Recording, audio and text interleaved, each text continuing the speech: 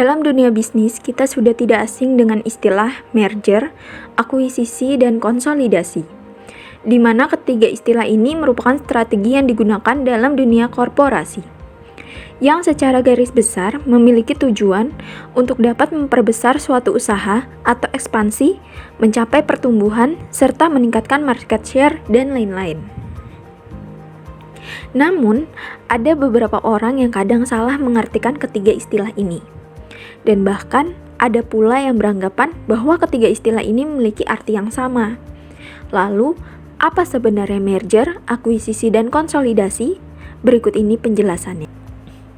Pertama, merger merupakan suatu penggabungan yang dilakukan antara dua atau lebih perusahaan, di mana perusahaan yang merger membeli semua aset dan liabilitas perusahaan yang dimerger. Sehingga perusahaan yang merger memiliki paling sedikit 50% saham.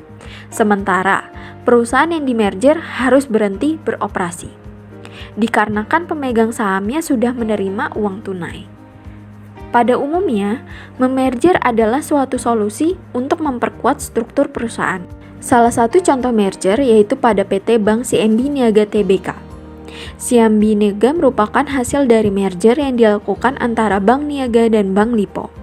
Dan secara resmi, kedua bank ini telah bergabung pada 1 November 2008, di mana merger kedua bank ini terjadi dikarenakan dampak dari diterapkannya aturan kepemilikan tunggal atau Single Present Policy atau SPP. Selanjutnya, akuisisi. Akuisisi merupakan proses pengambil alihan perusahaan dengan cara membeli saham atau aset perusahaan tersebut. Berbeda dengan merger, akuisisi tetap mempertahankan eksistensi kedua perusahaan. Namun, pada akuisisi yang akan berubah hanyalah pemegang sahamnya. Contoh akuisisi yaitu seperti yang terjadi antara Bank Sentral Asia atau BCA dan Bank Royal Indonesia. Pada November 2019, BCA telah menyelesaikan akuisisi terhadap Bank Royal Indonesia. BCA mengakuisisi Bank Royal melalui anak perusahaannya yaitu BCA Finance dengan cara membeli 2,87 juta saham. Di mana dari akuisisi ini BCA menguasai 99,99% saham Bank Royal, sedangkan 0,01% dimiliki oleh BCA Finance. Tujuan dari akuisisi ini yaitu untuk mendukung program arsitektur perbankan serta mengembangkan bisnis perseroan, di mana Bank Royal menjadi entitas anak perseroan yang akan mengembangkan bisnis untuk fokus pada layanan perbankan atau segmen tertentu. Terakhir, konsolidasi.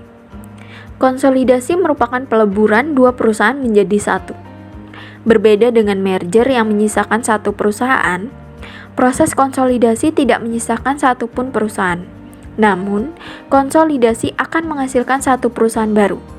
Contoh dari konsolidasi yaitu Bank Mandiri, di mana pada 2 Oktober 1998, Bank Mandiri berdiri setelah menggabungkan 4 bank pemerintah. Keempat perusahaan tersebut antara lain Bank Bumi Daya atau BBD, Bank Dagang Negara atau BDN, Bank Ekspor Impor Indonesia atau Bank Eksim, dan Bank Pembangunan Indonesia atau Bapindo. Tujuan dari bergabungnya keempat bank yang memiliki latar belakang bisnis yang berbeda ini yaitu untuk membantu membentuk bank baru yang memiliki fungsi yang lebih beragam. Sampai jumpa pada serial Paham Saham selanjutnya. Jangan lupa untuk like, komen, dan subscribe. Dan juga nyalakan notifikasinya agar kalian terus dapat update video-video terbaru dari kami. Terima kasih.